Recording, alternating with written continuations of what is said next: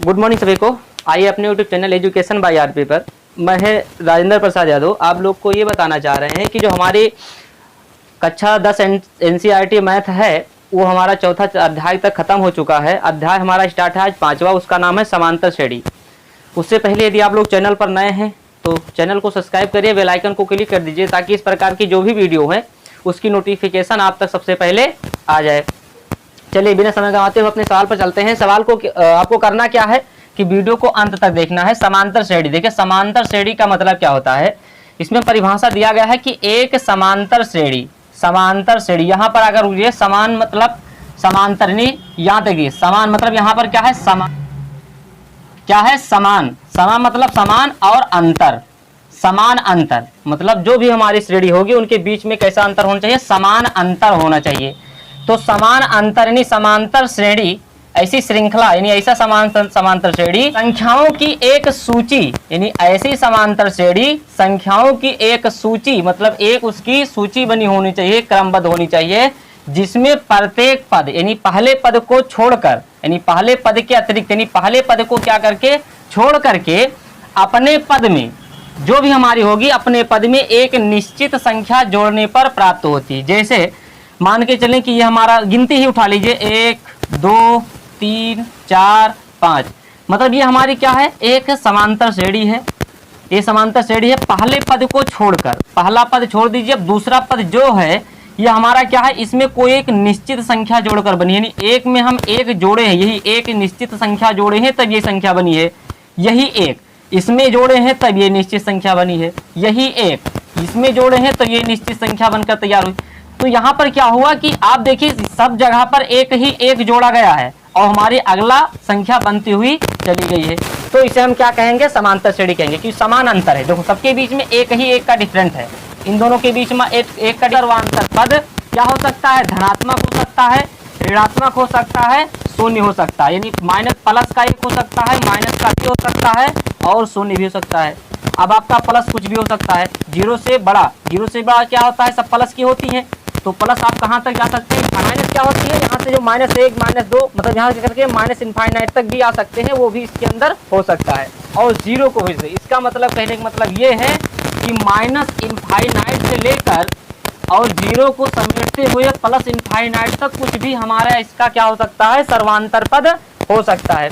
तो आप लोग यहाँ तक समझ गए कि जो हमारी समांतर श्रेणी है ऐसी सूची मतलब ऐसी श्रृंखला, ये क्या है, एक सूची बनकर तैयार हुई। ये क्या बनकर तैयार हुई, 1 2 3 4 ये हमारी क्या बनकर तैयार हुई, एक सूची बनकर तैयार हुई। इस सूची में जो है जिसमें पहले पद यानी प्रत्येक पद में जो होगा, प्रत्येक पद की बात हो रही है, इसकी भी प्रत्येक मतलब इसकी भी और इसकी भी, लेकिन अगर आप पहले पद को छोड़ देंगे, पहला पद जो हमारा होगा उसको हम छोड़ देंगे, उसके बाद जो भी प्रत्येक पद है वो एक निश्चित संख्या जोड़ने पर प्राप्त होता है। इसमें अगर 3 आया है तो कोई निश्चित संख्या जोड़कर 3 बनाया गया है, 3 में बनाया गया है, 4 बनाया गया है, तो ये हमारी क्या हुई, एक सूची श्रृंखला हुई।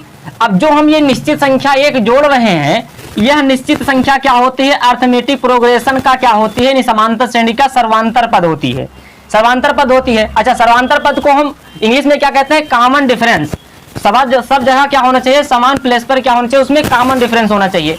उसे हम किससे परिचय करते हैं, स्मॉल डी से करते हैं, ये ध्यान रखना। जो हमारा कॉमन डिफरेंस होता है या सर्वांतर पद कहते हैं, उसे डी से क्यों डिनोट करते हैं, इसलिए करते हैं क्योंकि वहां पर उसका नाम क्या है, कॉमन डिफरेंस है, इसलिए उसे हम स्मॉल डी यानी छोटे डी से प्रदर्शित करते हैं।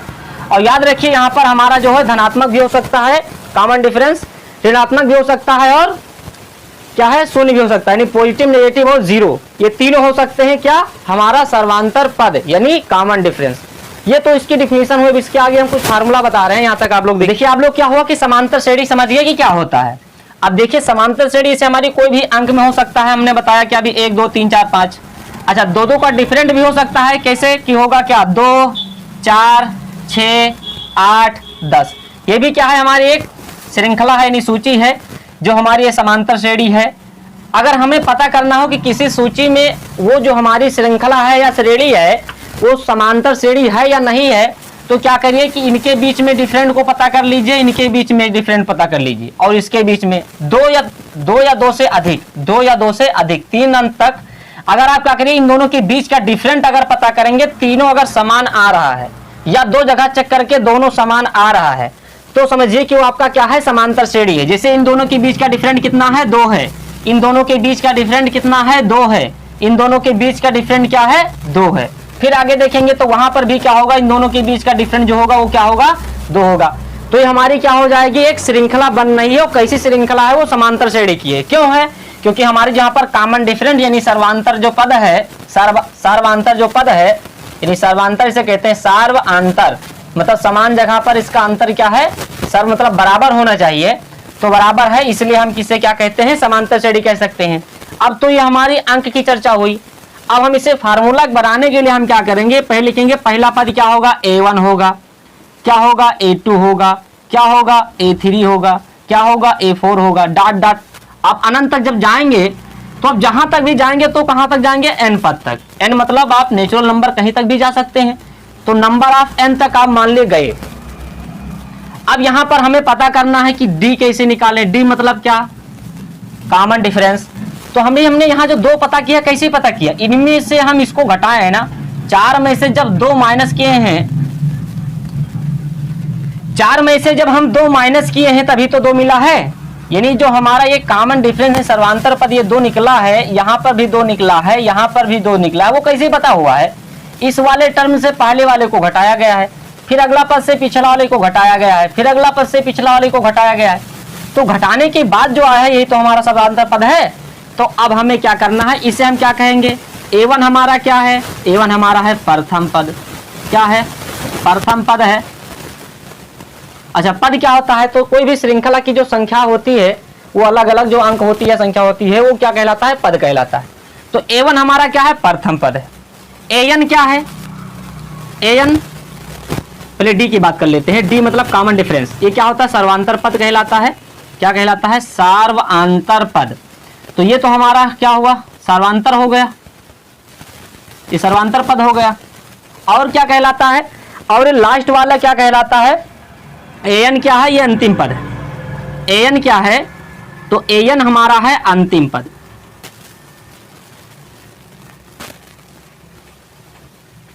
अंतिम पद होता है, क्या होता है, अंतिम पद। अब हमें d निकालना हो, अगर d अगर निकालना हो तो हम क्या लिखते हैं, 2 के बीच का डिफरेंट मतलब क्या, a2 में से a1 को घटाया गया होगा तभी तो हमारा डिफरेंस d निकला होगा। तो जहां कहीं भी d निकालना होगा वो हम क्या लिखेंगे, a2 माइनस a1, यानी दूसरे वाले पद से पहले वाले पद को अगर हम घटाएंगे तो घटाने के बाद जो कुछ निकलेगा वो क्या निकलेगा, कॉमन डिफरेंस यानी सर्वांतर पद निकलेगा। अब इसका कुछ व्यापक रूप है। व्यापक रूप क्या, अगर मान लो कोई हमें क्या दे दिया गया, पहला पद दे दिया गया और क्या कहने गया कि आपका डिफरेंस इसका दे दिया गया, कॉमन डिफरेंस। प्रथम पद अगर पता हो और इसका कॉमन डिफरेंस सर्वांतर पद पता हो, आपसे कहे कि एक आप श्रेणी का निर्माण करिए, क्या करिए, एक श्रेणी का निर्माण करिए। तो कैसे करेंगे, तो इसका जो व्यापक पद होता है उसको हम बताते हैं। देखो जो व्यापक होता है, व्यापक पद वो कैसे बनेगा, देखिए ए तो हमें मिला है, उसमें कोई दिक्कत है ही नहीं, चलो ठीक है। तो हमारा प्रथम पद होता है। अगर हमें a2 निकालना है, अगर हमें क्या निकालना है, a2 निकालना है, तो a2 निकालोगे तो क्या होता है, a1 होगा प्लस क्या होगा, d होगा। यानी इसमें कोई संख्या जोड़ करके तो इसे बनाई गई होगी। यानी a1 में क्या है, a1 में क्या है, d को जोड़ा गया है तभी तो ये हमारा दूसरा निकला है। यानी प्रथम पद हमारा a1 जो 2 है, ये 4 बनने के लिए क्या किया गया है, इसमें 2 जोड़ा गया है। तो जो 2 ये क्या है, इसका डिफरेंट यानी सर्वांतर पद, कॉमन डिफरेंस ही तो है, तो d इसमें जोड़ा गया तभी तो बना है।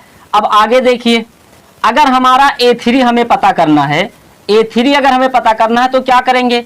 अब देखिए a1 तो हमारा वही रहेगा, चेंज नहीं करेंगे, या फिर आप क्या करिए, a2 प्लस d कर दीजिए, या तो a2 प्लस d कर दीजिए, या फिर आप पहले पद से अगर बनाना चाह रहे हैं तो क्या करिए, a1 प्लस 2d। अब कोई कहेगा 2d कैसे आ गया, तो भैया देखिए यहाँ पर 2 डिफरेंट यहाँ है और 2 डिफरेंट यहाँ है, तीसरा पद निकालने के लिए क्या हुआ, 2 2 कितना बन गया, 4 बन गया। यानी यहाँ से यहाँ तक पहुंचने में कितने का डिफरेंट, 4 का। अब वो 4 का भी हो सकता है, 2 का भी हो सकता है।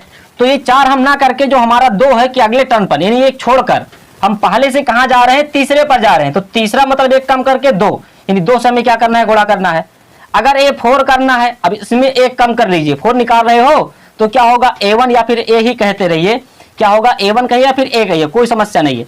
तो क्या होगा a प्लस, यहाँ पर कितना था 3 था तो हम 2 लगाए, 4 है तो यहाँ पर क्या करेंगे 4 है तो यहाँ पर हम एक कम कर लेंगे, हो जाएगा 3d। ऐसे अगर आप चलते चले आइए और अगर आपको क्या निकालना हो a1 an निकालना हो, यानी नंबर ऑफ पद निकालना हो n अनंत का, तो आप क्या करेंगे फिर वही करेंगे a प्लस, अभी हमने क्या किया यहाँ से एक माइनस किया है, यहाँ से भी एक माइनस किया है, तो हम क्या करेंगे यहाँ से भी एक माइनस करेंगे तो क्या बन जाएगा n-1 और बाहर क्या बन जाएगा d। यही हमारा क्या होगा व्यापक रूप बनकर तैयार होगा। यानी पहला पद a है, a1 है या a है, दूसरा निकालोगे तो उसमें d जोड़ोगे 1d, तीसरा पद निकालो उसमें 2d यानी 2 से गुणा करके d में फिर जोड़ोगे, और जो चौथा निकालोगे उसमें 3 से गुणा करके तो d में तब जोड़ोगे। तो वही संख्या अगर हमें n निकालना हो तो क्या करेंगे a प्लस, यानी प्रथम पद तो है ही है, अब हम n में से एक माइनस करेंगे तो n-1 हो जाएगा और फिर क्या करेंगे d से गुणा करा देंगे। ठीक है, तो ये हमारी क्या बन जाएगी लास्ट पद। अगर n नंबर पर कोई भी n नंबर का जो पद निकालना है उसे हमें निकालना होगा तो हम क्या करेंगे इसी फार्मूला को यूज करेंगे। ठीक है, तो ये हमारा क्या हुआ व्यापक रूप हुआ। अब इसके आगे की हम बात करते हैं, सवाल पर चलते हैं। आप तक यहाँ तक देखिए, इसको उतार लीजिए आप लोग। देखिए पहला सवाल क्या कह रहा है, ये मतलब आपका जो प्रश्नावली है, प्रश्नावली ये हमारी क्या है 5.1 की। 5.1 में जो पहला सवाल है वो कह रहा है निम्नलिखित, निम्नांकित है, यहाँ निम्नलिखित जो है वो हमारी बता रहा है निम्नलिखित स्थितियों में से किन स्थितियों में संबंध, यानी संबंध जो है वो एक सूची एपी का है या नहीं है, यानी वो समांतर श्रेणी है या नहीं है। तो ये पहले का पहला नंबर सवाल है, इसको आप पढ़िए। कह रहा है प्रत्येक किलोमीटर के बाद का टैक्सी का किराया, जबकि प्रथम किलोमीटर के लिए किराया रुपए कितना है 15 है। यानी आप अगर टैक्सी से 1 किलोमीटर जाते हैं तो आपको कितने रुपए देने हैं 15 रुपए देने हैं, और प्रत्येक अतिरिक्त किलोमीटर के लिए किराया कितना है 8 है। यानी अगर आप 1 किलोमीटर गए, 1 किलोमीटर गए अगर तो कितना देना है 15 रुपए देना है, और अगर 2 किलोमीटर देना है तो क्या, अब 1 किलोमीटर के बाद प्रत्येक जो होगा जितने किलोमीटर बढ़ोगे वो हर किलोमीटर का क्या होगा 8 रुपए होगा, यानी 15 प्लस क्या होगा 8, तो बराबर कितना हो गया 23 हो गया। यानी हर देखिए हर प्रत्येक किलोमीटर के बाद में कितने रुपए जोड़ रहा है 8 रुपए जोड़ा है। अगर आपको कितने किलोमीटर जाना है 3 किलोमीटर जाना है तो प्रथम किलोमीटर का क्या 15, और फिर उसमें बता रहा है कि प्रत्येक अतिरिक्त, अब यहाँ पर 3 जाना है, यहाँ से माइनस करोगे तो क्या बनेगा 2d तो बनेगा, क्या बनेगा। अब देखिए आपकी श्रृंखला बन रही है, देखो 2 किलोमीटर का कितना है 23 है, हमें कितना बताना है 4 किलोमीटर का, सॉरी 3 किलोमीटर का, तो क्या हुआ जैसे 23 हुआ, 23 में हम 8 फिर से जोड़ेंगे तो कितना बनेगा 23 8 कितना हो गया 31 हो गया। अगर हमें 4 किलोमीटर जाना है तो 3 किलोमीटर का तो 31 रुपया हो ही गया, इसमें 8 रुपया और जोड़ो तो कितना हो गया 39 रुपये हो गया, कितना हो गया 39 हो गया।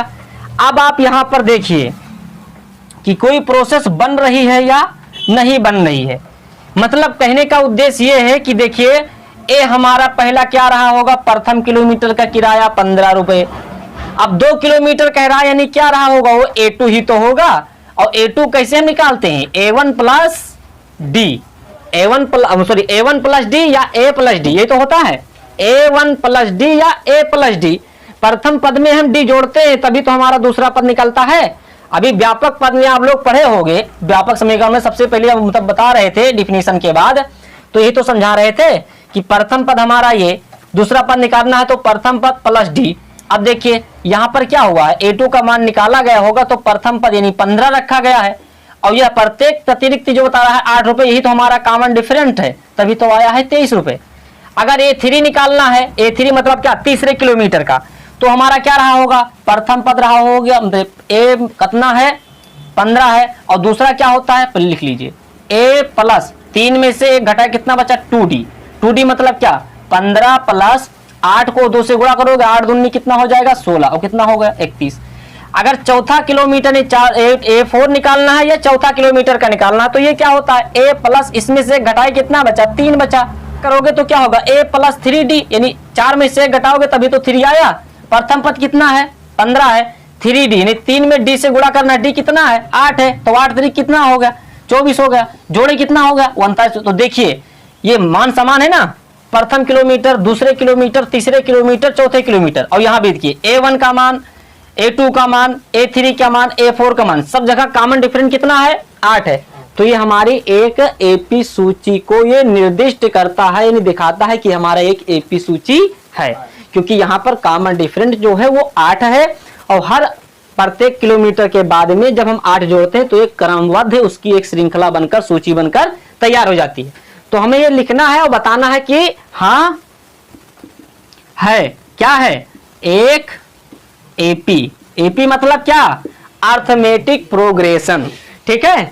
या फिर हिंदी में आप लिख दीजिए कि समांतर श्रेणी है।